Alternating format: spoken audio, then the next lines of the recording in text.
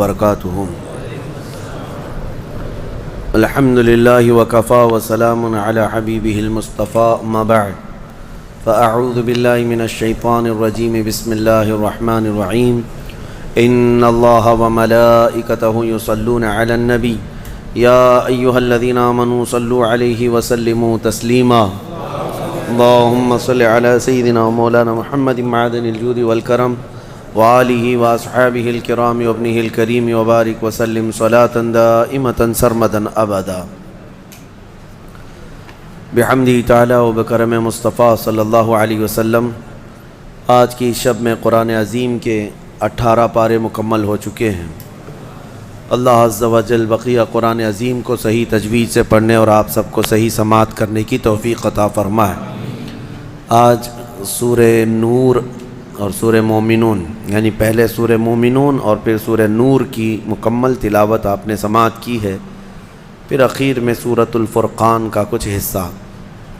سورۃ المومنون مومنوں کے نام سے ایک پوری سورہ ہے، جس کی شروعات ہی اللہ تعالیٰ یوں فرماتا ہے، قد افلح المؤمنون، تحقیق کے بے شک ایمان والے کامیاب ہو گئے۔ اللہ فرما رہا ہے ایمان والے مومنون کامیاب ہیں۔ یہ پاسٹ کا صیغہ یہاں پر استعمال کیا گیا، ماضی کا صیغہ۔ قد افلح المؤمنون، مومنین کامیاب ہو چکے، ہوں گے نہیں، ہو چکے۔ اصل مسئلہ یہ ہے کہ ایمان جسے مل گیا وہ سب سے بڑی کامیابی ملی ہے، اسی لیے کہ اسی پر نجات ہے اور اسی پر جنت بھی ہے۔ لیکن اللہ تعالیٰ نے پھر آگے بیان فرمایا کون سے مومنین کامیاب ہیں۔ صرف مومنین کامیاب ہیں تو لوگ ہم سے یہ سوال کرنے لگ جاتے ہیں کامیابی کا کیا مطلب ہے؟ آج تو ہم در در کی ٹھوکریں کھا رہے ہیں، ہمارے پاس تو کچھ نہیں ہے۔ لیکن اللہ تعالیٰ نے اس کے آگے مومنین کی صفات بیان فرمائی، کون سے مومنین کامیاب ہیں؟ الذین هم فی صلاتہم خاشعون، وہ مومن کامیاب ہیں جو اپنی نمازوں میں گڑ گڑاتے ہیں، اللہ کو یاد کرتے ہیں، یعنی خشوع کے ساتھ، دل کے حضوری کے ساتھ جو نماز پڑھتے ہیں۔ پہلی بات تو نماز ہی نہیں پڑھتے، دل کی حضوری بات کی بات ہے۔ جن مومنین کی کامیابی کے متعلق اللہ تعالیٰ نے فرمایا ہے وہ دل کی حضوری کے ساتھ نماز ادا کرنے والے ہیں، نمازوں میں گڑ گڑانے والے ہیں۔ والذین هم عن اللغو معرضون، اور وہ مومنین کامیاب ہیں جو فحش چیزوں سے محفوظ رہتے ہیں، فحش بدکاریوں سے، نہ وہ بری بات بولتے ہیں نہ برے کام کرتے ہیں، ان کی کامیابی کی اللہ ضمانت دے رہا ہے۔ اور جو چوری میں، ڈکیتی میں، زنا میں ملوث ہیں، ان کا کیا اس سے تعلق ہے کامیابی سے؟ والذین هم للزکاة فاعلون، اور جو زکوٰۃ مکمل طور پر دیتے ہیں وہ مومنین کامیاب ہیں۔ 5ویں نمبر پہ والذین هم لفروجہم حافظون، اور وہ مومنین کامیاب ہیں جو اپنی شرمگاہوں کی حفاظت کرتے ہیں۔ اللہ تبارک و تعالیٰ نے یہاں پر جن مومنین کی کیٹیگری بیان کی ہے، اس میں اگر ہم فٹ بیٹھتے ہیں تو پھر سوال بھی کریں آپ کہ ہماری کامیابی کہاں ہے، اور نہیں ہے تو پھر اس کی اصلاح کریں۔ نمازوں میں کہیں کمی ہوگی، یا لغویات میں ہوں گے، یا زکوٰۃ میں کم ہوں گے، یا پھر جو ہے اپنی حفاظت میں کمی ہوگی، کہیں نہ کہیں کوئی کمی ہوگی، ورنہ رب تبارک و تعالیٰ کا وعدہ برحق ہے کہ اللہ تعالیٰ نے جب قرآن میں کوئی چیز فرمایا کہ وہ کامیاب ہے تو کامیاب ہو کے رہے گا۔ اللہ کریم ہمیں ان اعلیٰ صفات والے مومنین میں شامل فرمائے۔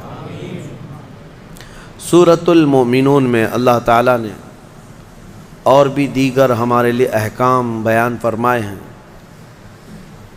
اس میں اخیر میں اللہ تبارک و تعالیٰ اس کی آخری جو آیتیں ہیں وہ بڑی ہی ہمارے لیے درس والی ہیں اور ایک جھنجھوڑنے والی آیتیں ہیں۔ اللہ فرماتا ہے افحسبتم انما خلقناکم عبثا وانکم الینا لا ترجعون، کیا تم یہ سوچ کر کے بیٹھے ہو کہ تم کو ہم نے بیکار میں پیدا کیا اور تم ہماری طرف نہیں لوٹائے جاؤ گے؟ یہ اللہ تعالیٰ کا سوال ہے۔ تم یہ سوچ کر کے بیٹھے ہو کہ تم کو ایسی فالتو پیدا کیا گیا، بیکار میں پیدا کیا گیا؟ نہیں، تمہارا ایک بہت بڑا مقصد ہے پیدا کرنے کا۔ اللہ تعالیٰ نے ایک مچھر بھی دنیا میں بغیر کسی مقصد کے نہیں پیدا کیا، ہر ایک کی ایک غرض ہے۔ ہمیں بھی جو پیدا کیا گیا ہماری ایک غرض ہے، وہ کیا ہے؟ اللہ نے خود قرآن میں فرمایا وَمَا خَلَقْتُ الْجِنَّ وَالْإِنسَ إِلَّا لِيَعْبُدُونَ، میں نے جنات اور انسانوں کو صرف اس لیے پیدا کیا کہ وہ میری عبادت کریں۔ اللہ کی عبادت کرنا یہ انسان کی تخلیق کا مقصد ہے، اور جو انسان اپنے اصلی مقصد کو بھول گیا پھر وہ انسانیت سے بھی ہٹ گیا ہے، انسانیت سے بھی ہٹ گیا ہے۔ ایک عجیب و غریب بات ہے، جس نے پیدا کیا تمہیں اس کو انسان نہیں پہچان پا رہا آج، اور اسی کی عبادت نہ کر پا رہا ہو، تو پھر اب کس کا ہو سکتا ہے؟ یہ کس کا ہو سکتا ہے؟ اسی لیے شیخ سعدی رحمۃ اللہ تعالیٰ علیہ سے منسوب ایک بات ہے، آپ نے فرمایا جو نمازیں نہیں پڑھتا، جو اللہ کی عبادت نہیں کرتا، اس کو قرضہ بھی مت دو، قرض بھی مت دو۔ کہا کیوں؟ قرض سے اس کا کیا تعلق؟ کہا جو اللہ کا قرض نہیں ادا کر رہا وہ تمہارا کیا ادا کرے گا؟ قرض نہیں بلکہ اللہ کا فرض ہے، جو اللہ کا فرض نہیں ادا کر پا رہا ہو جبکہ وہ اس کا خالق ہے۔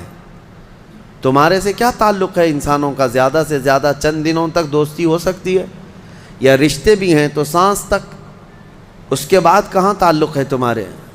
قیامت کے دن تو ماں بیٹے کو نہیں پہچانتی، بیٹا باپ کو نہیں پہچانتا، لیکن بندے اور خالق کا رشتہ تو ہمیشہ سے ہے اور ہمیشہ رہنے والا ہے۔ تم جب نہیں پیدا ہوئے تھے تب بھی تمہارا خالق اللہ ہی ہے، یعنی تمہیں نطفے سے لے کر کے یہاں تک لایا، یہاں بھی تمہارا خالق وہی ہے۔ قیامت کے دن جب وہ تمہیں دوبارہ اٹھائے گا تب بھی وہ تمہارا خالق ہے۔ خالق کا بندے سے رشتہ کبھی ختم نہیں ہوا۔ تو جو بندہ اپنے خالق کے ساتھ مکمل نہیں ہو سکا تو پھر وہ دوسرے کے ساتھ کیسے ہو سکتا ہے؟ دوسرے کے ساتھ اس کے کیا سلوک ہو سکتے ہیں؟ اسی لیے قرآن میں اللہ فرما رہا ہے کیا تم یہ سوچ کر کے بیٹھے ہو کہ ہم نے تمہیں خالی پیدا کیا ہے، اور کیا تم نہیں لوٹائے جاؤ گے ہماری طرف؟ لائے جاؤ گے، ہر ایک لوٹائے جائے گا، ہر ایک۔ ابھی چند دنوں پہلے کی ایک بات ہے، ایک چھوٹا سا رسالہ، ایک لٹریچر جو گوتم بدھ کی عبادت کرتے ہیں ان لوگوں کی طرف سے تھا کہ دنیا کا ایک بہت اعلیٰ ذہن کا انسان تھا، اس نے بہترین تعلیمات دی تھی، تو اس پر کسی نے، ایک مسلمان نے نقطہ لگایا تھا اور ان سے بحث ہو رہی تھی جو بدھسٹ ہیں۔ وہ یہی کہہ رہے تھے کہ آپ بدھا کی جو عبادت کرتے ہیں کیوں کرتے ہیں؟ کہا کہ وہ مہان آدمی ہے، مہان انسان ہے، مہان آدمی تھا، بڑے اچھے اخلاق تھے، بڑی اچھی تعلیمات دنیا کو دی۔ تو پھر پوچھنے والے نے پوچھا کہ وہ کہاں ہیں؟ کہا وہ تو چلے گئے۔ کب؟ کہا برسوں ہو گئے، 2500 سال پہلے تو انتقال ہو گیا، مر گئے۔ کہا آئے تھے اور چلے گئے۔ تو پوچھنے والے نے پوچھا تو یہ تو بڑے کمال کی بات نہیں، پھر ان کو لایا کون تھا اور واپس دنیا سے لے کے کون گیا؟ اگر وہ سب سے مہان ہے تو آج ہوتا اور ہم بھی اس کے پیچھے چلتے۔ کہا کہ اب وہ پیدا ہوا اور پھر دنیا سے چلا گیا، ہم یہ پوچھ رہے ہیں کون ان کو دنیا میں لایا تھا اور کون دنیا سے لے کے گیا؟ وہ بیچارہ خاموش ہو گیا۔ اس نے کہا کوئی تو طاقت ہوگی۔ کہا وہی طاقت ہر ایک کو موت کے بعد لوٹائے گی۔ دنیا کا چاہے سب سے بڑی طاقت کا انسان بھی کیوں نہ ہو، اسے موت ہے اور وہ اللہ کی بارگاہ میں لوٹایا جائے گا۔ اسی کو اللہ تعالیٰ فرماتا ہے تم کیا سوچ کر کے بیٹھے ہو کہ تم ہماری طرف نہیں لوٹائے جاؤ گے؟ تم سب کو اللہ کی طرف لوٹ کر کے جانا ہے۔ اس دن کو یاد رکھو، اس دن کو یاد رکھو جب یہ ساری چیزیں دھری کی دھری رہ جائیں گی اور تم آخری سفر پر نکل چکے ہوں گے، اور عجیب و غریب حالت میں ہم جاتے ہیں میرے عزیزو۔ یہ سارے ہمارے کپڑے، ہماری جائیدادیں، ہماری سواریاں، ہماری گاڑیاں سب رہ جاتی ہیں۔ آج تک آپ نے دیکھا کہ کوئی آدمی جنازے کی بجائے مرسیڈیز میں قبر میں جا رہا ہو؟ نہیں، وہ بھی 4 کندھوں پر بوجھ بن کر کے ہی جا رہا ہے۔ بڑی اعلیٰ قسم کی سواریاں وہ وہیں رہ جاتی ہیں، بڑے عمدہ لباس یہیں رہ جاتے ہیں۔ آخری سفر کا ایک مخصوص لباس ہے، ایک مخصوص انداز ہے، اور ایک مخصوص طریقے سے لے جا کر کے قبر کے حوالے کر کے آ جاتے ہیں۔ اور اسی کو فرمایا گیا ہے کہ جس کو یہ اپنا آخری سفر یاد ہوگا اسے یہ بھی یاد ہوگا کہ میں یہاں کیوں آیا ہوں۔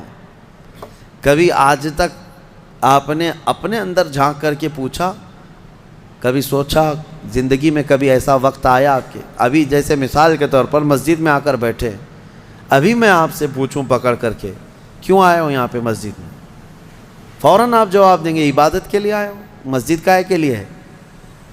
عشاء کا وقت ہو رہا تھا، نماز پڑھنے کے لیے آیا، یا محفل چل رہی تھی محفل میں آ گیا۔ یہ تو تمہارا مقصد ہے، ہر کام کا تمہارا مقصد ہوتا ہے۔ کبھی یہ سوچا میں دنیا میں کیوں آیا، پوری دنیا میں کیوں آیا؟ جس نے اس سوال کا جواب حاصل کر لیا وہ معرفت کو پہنچ گیا۔ جو صحیح طریقے سے اس جواب کو پہنچ گیا وہ اللہ کی معرفت حاصل کر لے گا۔ اسی لیے میرے عزیزو آگے رب تعالیٰ فرماتا ہے أَفَحَسِبْتُمْ أَنَّمَا خَلَقْنَاكُمْ عَبَثًا أَفَحَسِبْتُمْ أَنَّمَا خَلَقْنَاكُمْ عَبَثًا وَأَنَّكُمْ إِلَيْنَا لَا تُرْجَعُونَ۔ حضرت موسیٰ علیہ الصلوۃ والتسلیم کے متعلق ایک بات ملتی ہے۔ ایک چھپکلی تھی، دیوار پر چل رہی تھی۔ موسیٰ علیہ السلام نے پوچھا مولا اس کا کیا کام ہے، اس کا کیا کام ہے، یہ کیوں پیدا ہوئی ہے؟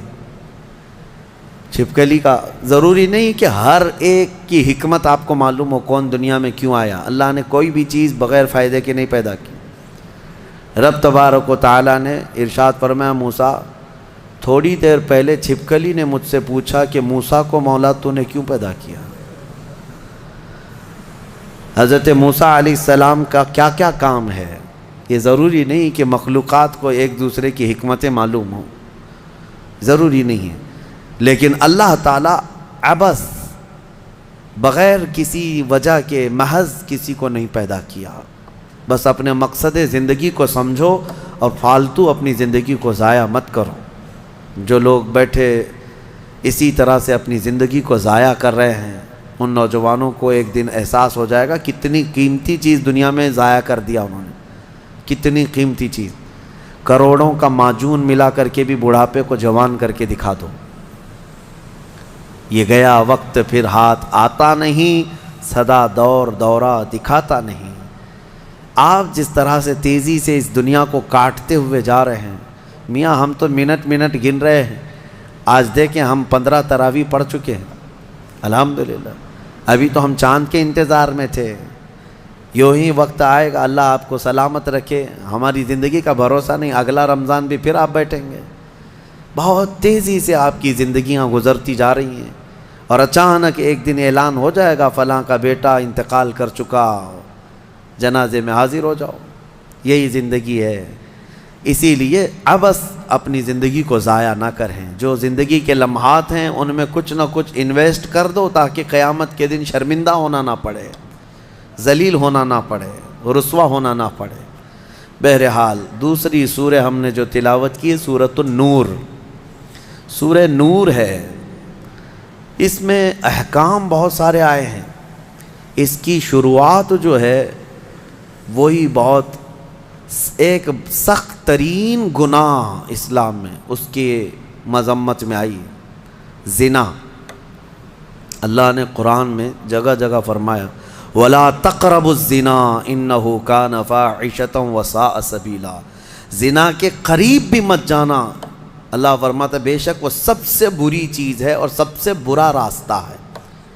نبی کریم صلی اللہ علیہ وسلم نے فرمایا کہ جب مومن کوئی مسلمان زنا کر رہا ہو تو ایمان کی حالت میں وہ زنا کر ہی نہیں سکتا، یہ بات یاد رکھ لو آپ، ایمان کی حالت میں کوئی زنا نہیں کر سکتا۔ فرمایا گیا جب زنا کر رہا ہو تو اس کا ایمان اٹھا لیا جاتا ہے، ایمان اس کے ساتھ نہیں ہوتا، ایمان اٹھا لیا جاتا ہے۔ ایمان اور زنا جمع ہو ہی نہیں سکتے ایک انسان کے اندر۔ یہ بہت سخت وعید ہے میرے آقا صلی اللہ علیہ وسلم کی حدیث پاک میں۔ ایمان کی حالت میں زنا نہیں ہوتا، اور جب زنا کر رہا ہوتا ہے تو ایمان نکال لیا جاتا ہے، وہ معلق ہوتا ہے، آسمانوں پر لٹکا ہوتا ہے۔ اس زنا کے حالت میں اس کے ساتھ ایمان نہیں ہوتا۔ اب جو آیتیں آئی ہیں، اللہ فرماتا ہے الزانیۃ والزانی فاجلدوا کل واحد منہما 100 جلدہ، زنا کرنے والے مرد اور زنا کرنے والی عورت کو 100 کوڑے مارو۔ یہ ان کے لیے ہے جو غیر شادی شدہ ہے، اور جو شادی شدہ ہیں ان کے لیے رجم ہے۔ رجم کا مطلب ہے پتھروں سے اتنا مارو کہ وہ ختم ہو جائے، ان کی موت تک انہیں سنگسار کرنا ہوگا۔ یہ اتنی ہیبت ناک سزا ہے دنیا میں کہ دیکھو تو رونگٹے کانپ جائیں آپ کے، لیکن لوگوں کو ایسا لگتا ہے کہ ایسی اتنی بڑی سخت سزا کیوں ہے؟ میرے عزیزو، یہ ایک ناسور ہے، ایک کینسر ہے معاشرے کا، ایک کینسر ہے۔ جب کیمو کرتا ہے ڈاکٹر تو بہت سخت تکلیف ہوتی ہے، کیمو تھراپی آسان نہیں ہے، پورے جسم کے بال جل جاتے ہیں، خون میں پتہ نہیں کیا سے کیا ہو جاتا ہے۔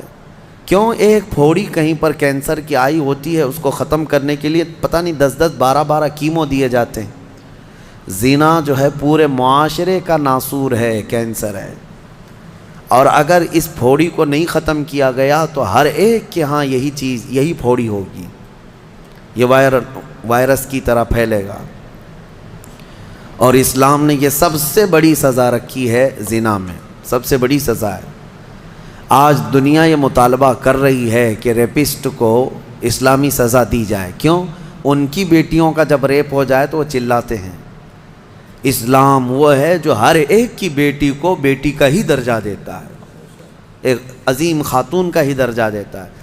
زنا چاہے بالجبر ہو بالرضا ہو، دونوں زنا ہے، یعنی زور زبردستی کیا ہوا زنا ہی ہے، خوشی سے کیا ہوا اور بڑا گناہ ہے، اور بڑا گناہ ہے، اس میں اور زیادہ ہلاکت ہے۔ اس کے متعلق حدیث پاک میں ہے زانی کے لیے 15 عذابات ہیں، 15 عذاب ہیں۔ 5 دنیا میں دیے جائیں گے، 5 قبر میں دیے جائیں گے، اور 5 قیامت کے دن دیے جائیں گے۔ یہ 15 عذابات وہ جھیلتا رہے گا زانی، 5 دنیا میں، 5 قبر میں، اور 5 قیامت کے دن۔ جو سب سے بڑا عذاب ہے اس کے لیے، میں نے جو سمجھا، یہ 15 کی میں اگر تفصیل بیان کروں تو بہت لمبا ٹائم جائے گا۔ یہ 15 عذابات کیا کیا ہیں؟ دنیا میں جیسے اس کے رزق کی برکت ختم ہوگی، اس کے چہرے کی رونق اٹھا لی جائے گی، اور جو 5 عذابات اس کے دنیا میں ہونے والے ہیں، اس طرح سے 15 عذابات میں جو سب سے بڑا عذاب میں نے جو سمجھا وہ یہ ہے کہ قیامت کے دن رب تعالیٰ اس کی طرف نظر بھی نہیں فرمائے گا۔ یہ سب سے بڑا عذاب نہیں ہے تو اور کیا ہے؟ اور نبی پاک صلی اللہ تعالیٰ علیہ وسلم کی بہت ساری حدیثیں ہیں کہ اللہ تعالیٰ اس کو نہ عرش کا سایہ عطا فرمائے گا اور نہ اس کی طرف نظر فرمائے گا، بلکہ یہ فرمایا کہ جنت 500 سال کی مسافت سے اس کی خوشبو آ رہی ہوگی، لیکن زانی وہ خوشبو بھی نہیں سونگھ سکے گا۔ بڑی سخت سزا ہے۔ اور میرے عزیزو، اس سورے میں اللہ تعالیٰ نے کئی مرتبہ یہ زانیوں کا ذکر فرمایا، الزانیۃ والزانی فاجلدوا کل واحد منہما 100 جلدہ، 100 کوڑے مارو، ولا تأخذکم بہما رأفۃ فی دین اللہ، اور اللہ کے دین میں کوئی ہمدردی مت لینا، یہ بھی حکم ہے۔ کسی کے ساتھ نرمی مت کرنا، ایسے اگر کسی کے ساتھ ہو گیا ہے تو ان کنتم تؤمنون باللہ والیوم الاخر، اللہ فرما رہا ہے اگر تم اللہ اور آخرت پر ایمان رکھتے ہو تو ذرا برابر بھی نرمی نہ لینا اس پر۔ وہ اور دوسرا ایک اور سخت حکم یہ ہے، وَلْيَشْهَدْ عَذَابَهُمَا طَائِفَةٌ مِّنَ الْمُؤْمِنِينَ، زانی اور زانیہ کو چپکے سے کہیں سزا مت دے دینا، بلکہ اللہ فرما رہا ہے ان دونوں کے عذاب پر پورے مومنوں کو گواہ بناؤ، سب کے سامنے ان کی سزا ہو۔ آپ کو پتہ ہے نبی پاک صلی اللہ تعالیٰ علیہ وسلم کے صحابہ میں حضرت ماعز اسلمی کا نام ملتا ہے، ایک صحابی تھے۔ یہ ایک دن روتے ہوئے بارگاہ رسالت میں آپ صلی اللہ علیہ وسلم میں آئے، کہا آقا مجھ سے گناہ ہو گیا ہے۔ حضور نے فرمایا کیا ہوا؟ کہا کہ میں بتا نہیں سکتا۔ حضور نے پھر پوچھا بتاؤ تو صحیح کیا ہوا ہے؟ کہا بولتا ہوں تو منہ کو کلیجہ آ جاتا ہے، کلیجہ منہ کو آ جائے اس طرح کی چیز ہے میں نہیں کہہ سکتا۔ حضور نے فرمایا بتاؤ ماعز تمہارے لیے ہم ذریعے حل تلاش کر کے بتا دیں؟ انہوں نے کہا یا رسول اللہ مجھ سے زنا ہو گیا ہے۔ اتنا کہنا تھا نبی پاک صلی اللہ علیہ وسلم نے اپنا چہرہ پھیر لیا۔ صحابی ہیں حضور کے، خطا ہو گئی میرے آقا لیکن آیا ہوں آپ کے دربار میں۔ جب حضور نے اپنا چہرہ پھیر لیا اب بچا کیا تھا؟ اب وہ رونے گڑ گڑانے لگے، قدموں میں گر گئے، اتنا روتے رہے اتنا روتے رہے۔ اسی کو شاید امام اہل سنت فاضل بریلوی نے ترجمانی میں اشعار میں یوں کہا ہے یا رسول اللہ تجھ سے جو منہ چھپاؤں تو کروں کس کے سامنے، کیا اور کسی سے توقع نظر کی ہے؟ بد ہیں تو آپ کے، بھلے ہیں تو آپ کے، ٹکڑوں پہ یہیں کے پلے ہیں، رخ کدھر کریں؟ نبی پاک صلی اللہ تعالیٰ علیہ وسلم نے پھر ان کو اٹھایا اور پوچھا بتاؤ ہوش میں ہو، ہوش و حواس میں کہہ رہے ہو؟ حضور نے جب پوچھا کہا ہاں میں ہوش و حواس میں کہہ رہا ہوں۔ کہا تمہیں کوئی بیماری، کوئی غشی، کوئی نشہ تو نہیں؟ کہا نہیں میں ہوش و حواس میں کہہ رہا ہوں۔ 3 مرتبہ جب پوچھا تو انہوں نے اقرار کیا۔ صحابہ سے میرے آقا نے فرمایا دیکھو ماعز اقراری مجرم ہے، اسلام میں سزا ہے، یہ شادی شدہ ہے، لے جاؤ اس کو سنسار کر دو، سنسار کرو۔ خود میرے آقا صلی اللہ علیہ وسلم سزا میں تو نہیں گئے، صحابہ کے حوالے کر دیا۔ اب وہ مدینے میں ایک پہاڑی ہے جبل انم، وہاں پر لے جایا گیا اور پہاڑ کے اوپر سے ماعز اسلمی کو ڈھکیل دیا گیا۔ وہ لڑکتے ہوئے نیچے آئے، تھوڑا سا بہت اونچی پہاڑی نہیں ہے، وہ چھوٹی پہاڑی ہے۔ پھر وہاں سے جتنے صحابہ تھے ان سب نے پتھر مارنا شروع کیا اور سب اتنے پتھر برسائے گئے تھے کہ ماعز اسلمی کی روح نکل گئی، انتقال ہو گیا، زخمی حالت میں تھے۔ جب واپس آئے میرے آقا صلی اللہ علیہ وسلم غمگین تھے۔ اس وقت صحابہ سے پوچھ رہے تھے بتاؤ ماعز کے ساتھ کیا کیا تم نے؟ کہا حضور سب ان کو سنسار کر رہے تھے۔ ایک صحابی آگے بڑھ کر کہتے میرے ہاتھ میں اونٹ کی ہڈی تھی، وہ لے کر کے میں نے مارا تو ماعز کی کھوپڑی پر لگ گیا، خون کا فوارہ اچھل کر میرے بدن پہ آیا۔ میں نے یہ کہا یہ کس پاپی کا خون لگ گیا، یہ کس خطاکار کا خون لگ گیا؟ میں کپڑے جھاڑ کر کے باہر آ رہا، میرے آقا صلی اللہ تعالیٰ علیہ وسلم کو بڑا غم ہوا، کھڑے ہو گئے، کہا یہ جملہ مت کہو، ماعز نے موت سے پہلے سچی توبہ کر لی۔ سزا تو دینی ہی تھی، اسلامی حکومت ہے تو سزا دی جائے گی، صرف توبہ کافی نہیں ہے۔ توبہ کر لی لیکن اب اس کے لیے برا جملہ مت کہو۔ میرے آقا نے فرمایا اللہ تعالیٰ نے ماعز کی سچی توبہ کی وجہ سے جبرائیل کو بھیجا اور یہ فرمایا یا رسول اللہ آپ کے غلام نے ایسی توبہ کی ہے کہ اس کی توبہ کے عوض اللہ نے پورے مدینے والوں کی گناہ معاف فرمایا، سب کی توبہ کے برابر فرما دیا۔ میرے عزیزو سزا تو دی گئی۔ ایک اور صحابی آئے، وہ بھی آئی تھی بارگاہ رسالت میں آپ صلی اللہ علیہ وسلم میں، کہا کہ مجھ سے خطا ہو گئی ہے، حمل بھی تھا۔ حضور نے فرمایا جاؤ بچے کی ولادت کے بعد آؤ۔ بچہ پیدا ہو گیا، وہ بچہ کو 1 دن 2 دن کا بچہ تھا، وہ لے کر کے حاضر ہو گئی، کہا مجھے پاک کر دیجئے، مجھے پاک کر دیجئے۔ ان صحابہ کو یہ ڈر تھا کہ قیامت کی سزا بہت سخت ہے، دنیا ہی میں لے لو بہتر ہے، بہت عظیم ہے سزا جو قیامت کے متعلق فرمایا گیا۔ وہاں تو ہلکی سزا یہ ہے زنا پر کہ فرشتے لوہے کی سلاخ جو ہوتے ہیں وہ گرما کر کے ان کی شرمگاہوں پر مار رہے ہوں گے، اور ان کی شرمگاہوں سے جو پیپ نکل رہا ہوگا محشر کے دن، فرمایا کہ ان کی بدبو سے پورے محشر والے کانپ رہے ہوں گے۔ زانیوں کی جو ہلکی سزا ہے، پھر جہنم کی سزا کا تو کیا شمار ہی نہیں۔ لیکن یہ صحابیہ آئیں، کہا کہ حضور نے فرمایا بچہ ہونے کے بعد اور بچہ لے کر کے پھر آئی. حضور نے فرمایا ابھی تو پیدا ہوا بچہ، اس کا حق ہے، اس کو جاؤ دودھ پلا کے آؤ. حضور پاک صلی اللہ علیہ وسلم کے پاس سے وہ گئیں، 2 سال تک دودھ پلایا، اور پھر جب بچہ تھوڑا بہت چلنے پھرنے لگ گیا، غلط صحیح کو پہچاننے لگ گیا، تو آئی حضور کی بارگاہ میں، کہا یا رسول اللہ اب میرا بچہ میرے بغیر رہ سکتا ہے، یہ صحیح غلط کو پہچاننے لگ گیا، اب دودھ بھی چھوڑ چکا ہے، مجھے پاک کی کریں. وہ کیسی خواتین تھیں اس وقت بھی، چاہتے تو بہانے بنا لیتے، میں نے کیا ہی نہیں، خود اقرار کر کے انہیں پاک ہونا ہے. اللہ کی بارگاہ میں یہ عیب اور یہ دھبا لے کر نہیں جانا چاہتا. پھر ان کے سنسار کا بھی حکم دیا گیا، اس خاتون پر بھی سنساری ہوئی، یہاں تک کہ ان کی موت واقع ہو گئی. میرے عزیز و اسلام میں بڑی عظیم سزائیں ہیں. صرف میں یہ دنیاوی سزا آپ کو سنا رہا ہوں، اس سے گیس کر سکتا ہے آدمی دنیا میں جو ہائیسٹ سزا ہے اسلام میں وہ زنا پر ہے، لیکن یہ بھی کہا گیا ہے کہ یہ صرف اور صرف 100 میں سے 99 حصہ بھی اس کا یہاں سزا نہیں دی جا رہی، باقی 99 درجے زیادہ حشر کے دن اس کی سزا ہے. اگر وہ توبہ کے بغیر مر گیا، اگر وہ پاک ہوئے بغیر مر گیا، اس سے 100 گنا 99 گنا زیادہ جو یہاں دنیا میں سزا دی جا رہی، اس کا 99 درجے زیادہ حشر کے دن وہ سزا پائے گا.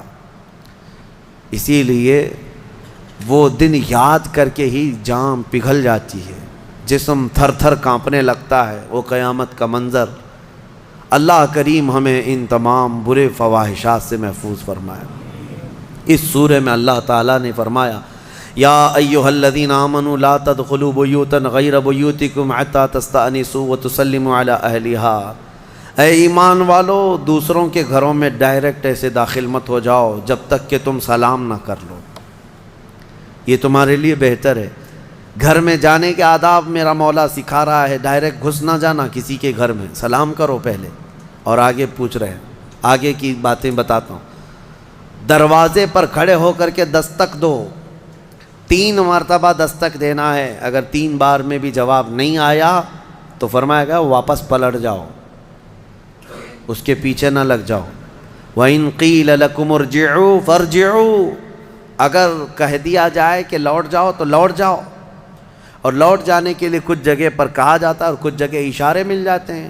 جواب نہیں آ رہا ہے گھر کے اندر سے تو وہاں سے نکل جانا چاہیے. آگے آیت میں ہے لَيْسَ عَلَيْكُمْ جُنَاحٌ أَن تَدْخُلُوا بُيُوتًا غَيْرَ مَسْكُونَةٍ فِيهَا وَمَتَاعٌ لَكُمْ. ہاں ایسا کوئی گھر ہے جس میں کوئی رہتا ہی نہیں ہے تو اس گھر میں ایسی بغیر کسی کو سلام کیے ایسی داخل ہو گئے تو اللہ فرما رہا ہے کوئی گناہ نہیں ہے. تمہارا سامان رکھا ہوا ہے کسی گھر میں لیکن رہنے والے کوئی نہیں ہے. یہاں پر یہ احکام متفرع ہوتے ہیں. تمہارا ہی گھر ہے، تم نے کسی کو کرائے سے دے رکھا ہے، تب بھی تمہیں اس گھر میں جانے کی اجازت نہیں جب تک کہ کرایہ دار رہ رہے ہیں. باہر سے سلام کرو، اور سلام کرنے کے اہل نہیں ہیں تو دستک دو. ضروری نہیں ہے کہ صرف سلام کے ذریعے ہی سے لوگوں کو پہچانا جائے. سلام کے اگر اہل نہیں ہیں وہ لوگ جو رہ رہے ہیں تو دستک دو، اس لیے کہ کون کس حالت میں بیٹھا ہوا ہے یا بیٹھی ہوئے تمہیں اندازہ نہیں. یہاں تک کہ حکم یہ ہے کہ دروازے پر دستک دے کر کے دروازے کے بالکل سامنے کھڑا ہونا بھی یہ درست نہیں، بلکہ فرمایا گیا دائیں جانب ہو جاؤ یا بائیں جانب ہو جاؤ، اس لیے کہ اگر کوئی خاتون دروازہ کھولے تو تمہارا آمنا سامنا نہ ہو جائے. یہ اسلام ہے. اور آگے اس کے فوراً آیت آتی ہے اے محبوب آپ فرما دیں مومنین سے یغضوا من ابصارہم ویحفظوا فروجہم، اپنی آنکھیں نیچی رکھیں، اپنی شرمگاہوں کی حفاظت کریں. زنا کی ابتدا آنکھوں سے شروع ہوتی ہے، آنکھوں سے ہوتی ہے، اور اللہ تعالیٰ نے وہیں پر بند باندھ دیا. نہ تمہاری آنکھیں بہکیں نہ تمہارے باقی کے اعضاء بہکیں. تم اپنی آنکھوں کی حفاظت کرو. نہ دیکھا ہوتا تو جسم کے اندر جذبات نہیں آتے، جسم کے اندر یہ خواہشات نہیں آتے، یہ فواحشات نہیں آتے. اسی لیے فرمایا گیا النظرۃ سہم من سہام الشیطان، نظر جو ہے شیطان کے تیروں میں سے ایک تیر ہے. چاہے عورت تمہیں دیکھ رہی ہو یا تم عورت کو دیکھ رہے ہو، یہ نظر جو ہے شیطان کا تیر ہے. عورتوں کو ہم پردے کیا حکم کیوں کہتے ہیں؟ اس لیے کہ بہتوں کی نظروں میں زہر ہوتا ہے، اور جیسے ہی وہ نظر ڈالتے ہیں ان کے جسم پر آ کر کے وہ نظر تیر لگتا ہے، عورت کے اندر وہ بری نظر کے اثرات پیدا ہو کر کے بری خواہشات پیدا ہو جاتے ہیں۔ اسی لیے عورتوں کو کہا گیا کہ وہ اپنی حفاظت کریں، پردے میں رہیں۔ مرد حضرات کے لیے بھی حکم ہے کہ وہ اپنی آنکھیں نیچی رکھیں۔ تم نے اگر آنکھوں کو آوارہ چھوڑ دیا تو یہ آنکھیں تمہیں زنا تک لے جائیں گی۔ یہاں نظروں کی حفاظت بہت ضروری ہے، بہت ضروری ہے میرے عزیزو۔ یہاں تک کہ حدیث پاک میں ہے، اگر کسی نے کسی کے گھر میں نظر ڈالی اور گھر والے کو یہ برا لگا تو گھر والے کو اجازت ہے کہ وہ پتھر اٹھائے اور اس کی آنکھ پھوڑ دے، اللہ اس سے مواخذہ نہیں فرمائے گا۔ کتنی بڑی بات ہے، کتنی بڑی بات ہے۔ اگر گھر والے نے آنکھ پھوڑ دیا تو اللہ اس کا مواخذہ نہیں فرمائے گا۔ کیوں؟ گھروں کی عزت کے لیے اللہ تعالیٰ نے اتنے سخت طریقے سے قوانین بنائے۔ اسلام جو ہے سوسائٹی چاہتا ہے، یہ نہیں ہے کہ یہ یورپ امریکہ کی طرح عیاشی، کوئی کسی کے ساتھ کوئی کسی کے ساتھ، کون کس کا بچہ ہے کون کس کا باپ ہے پتہ ہی نہیں۔ اسلام میں نسب اور نسل کا بہت زیادہ اہتمام ہے، بہت زیادہ اہتمام ہے۔ جن 5 چیزوں کی حفاظت فرض ہے ہر مسلمان پر، اس میں نسب کی حفاظت بھی فرض ہے۔ سب سے پہلی چیز جو مسلمان پر فرض ہے وہ جان کی حفاظت ہے، اور ان 5 چیزوں کو پھر کبھی میں عرض کروں گا، 5 چیزوں کی حفاظت ہر مسلمان پر فرض ہے۔ اس میں جان کی حفاظت، اپنی عزت کی حفاظت اور اپنے نسب کی حفاظت فرض ہے۔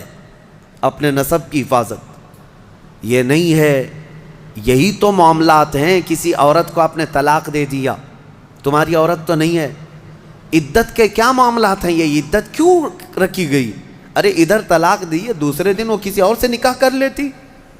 نہیں نا، عورت کے 3 حیض آنے تک انتظار کرو، دوسرے آدمی کو نکاح کرنا ہے۔ کیوں؟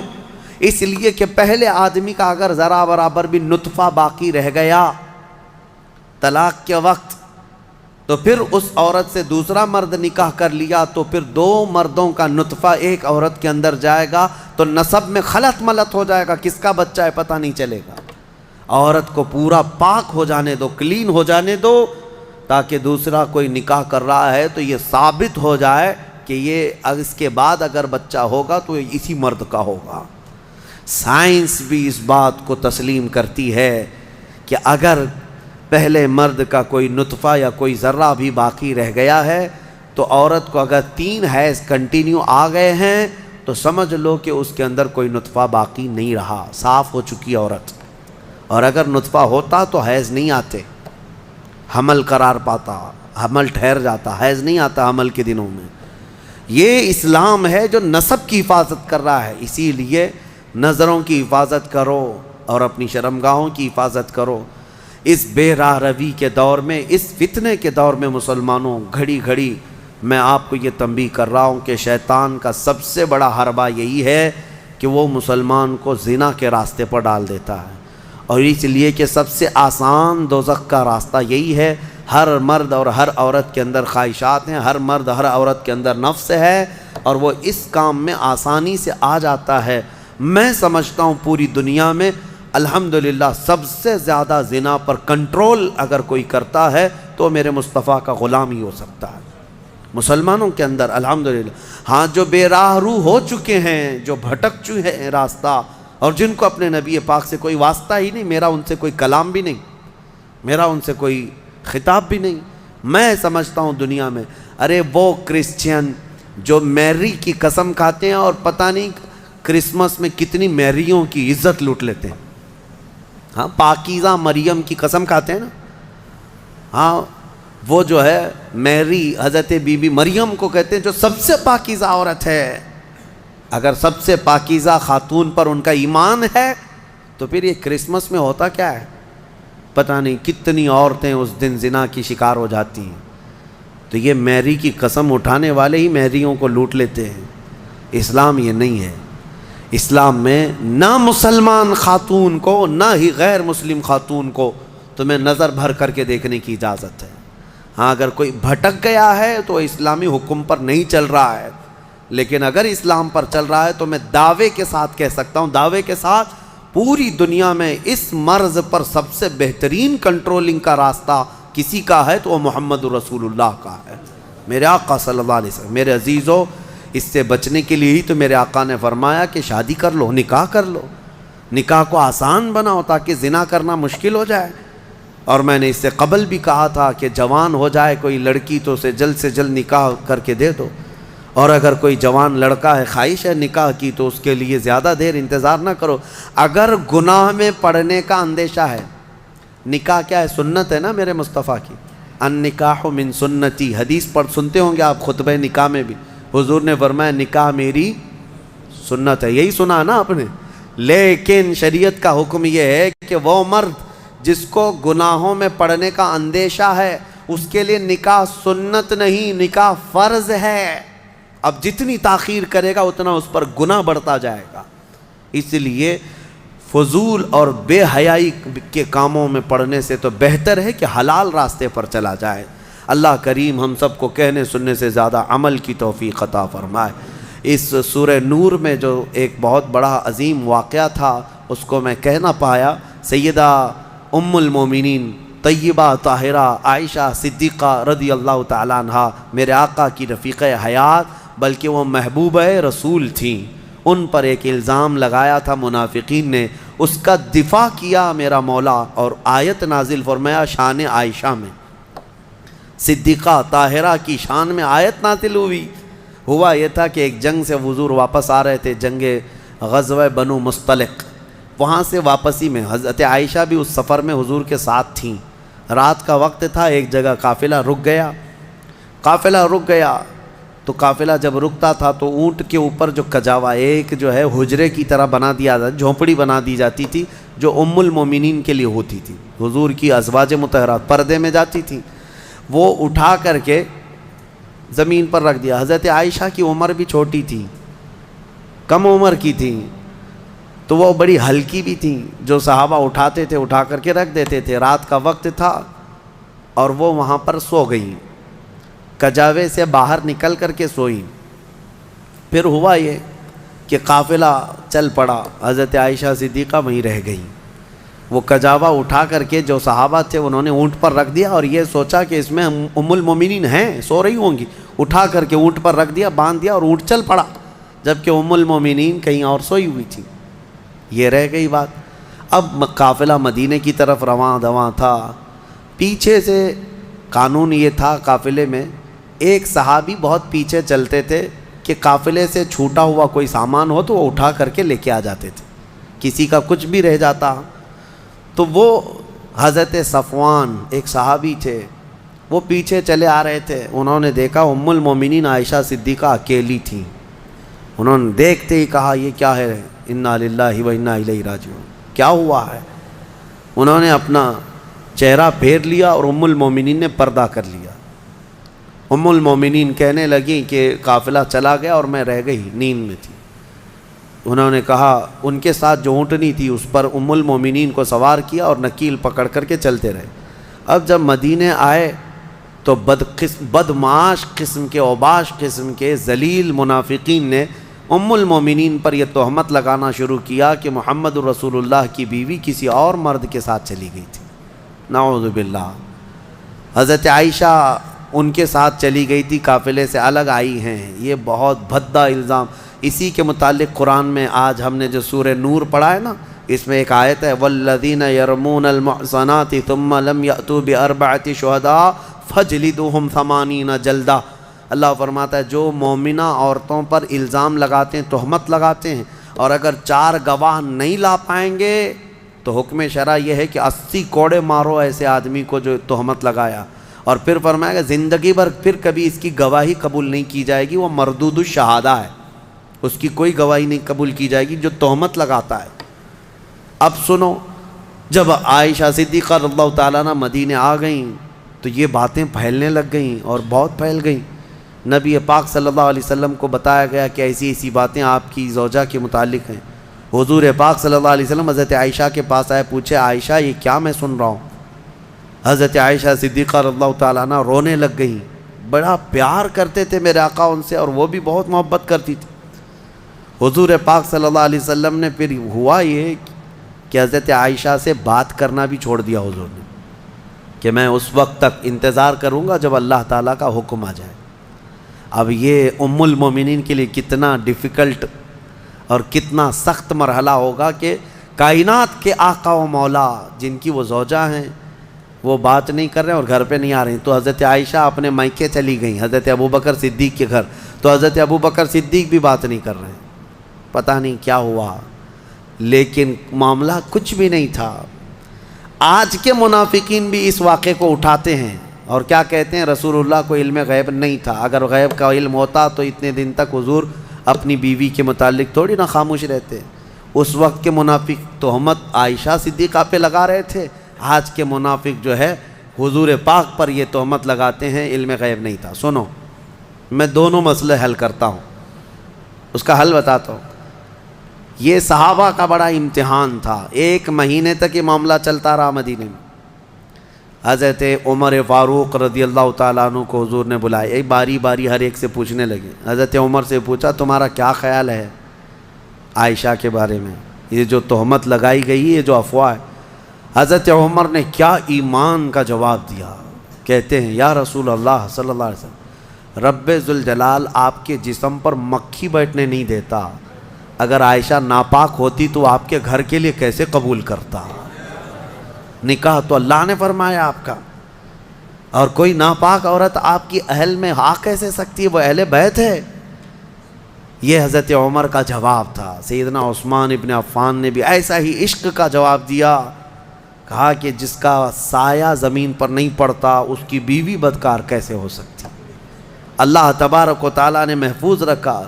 اب جو خواتین صحابیات تھیں ان کو بھی حضور بلانے لگے، پوچھنے لگے عائشہ کے بارے میں کیا خیال۔ یہ در حقیقت ہے کہ امتحان چل رہا تھا۔